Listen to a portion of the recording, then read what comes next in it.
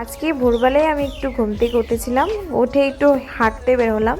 হাঁটতে বেরিয়ে পাশেই একটা দেখতে পেলাম, একটা টিনের মধ্যে সাদা শাড়ি দেওয়া। তো আমার খুব ইচ্ছে হলো যে আমি ওই বাড়িতে হয়তো বৈষ্ণব বা ঠাকুমা টাকুমা থাকতে পারে। ছোটোবেলা থেকে আমি ঠাকুমাকে ভালোবাসতাম, তো এরকম একটা ফিল হলো। তারপর আমি ওদের বাড়িতে গিয়ে দেখলাম একটা চন্দন গাছ।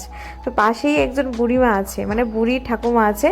তো আমি কিন্তু তোমাদের বাড়িটা পুরোটা দেখালাম। আর একটা দেওয়ালের মধ্যে জানলা আছে, জানলার মধ্যে চৈতন্য আর গৌরাঙ্গ প্রভুর ছবি আঁকানো, আর তার সাথে একটা তুলসী বিধি আছে। আর ঠাকুর আসন দেখতে পেলাম একটা ঘরে, এটার মধ্যে রাধা গোবিন্দ, গোপাল আর আলপনা আঁকা আছে মাটির মধ্যে। তারপর কিন্তু আমি দেখতে পেলাম এখানে দুটো চুলও আছে। তো আমি জিজ্ঞেস করলাম, ঠাকুমা তুমি কি এখানে রান্না করো, গোপালকে ভোগ দাও? বললো হ্যাঁ। তারপর দেখো এই সুন্দর শাড়িগুলো দেখে আমার ছোটোবেলার ঠাম্মার কথা মনে পড়ে গেল। তো এইখানের মাঝখানে, উঠানের মাঝখানে একটা আম গাছ আছে। এটা মালদায় আম, খুব বড় বড় আম এইগুলা, একটা ছোট গাছের মধ্যে। তারপর কিন্তু ওই যে ঠাকুমাকে দেখতে পেলাম।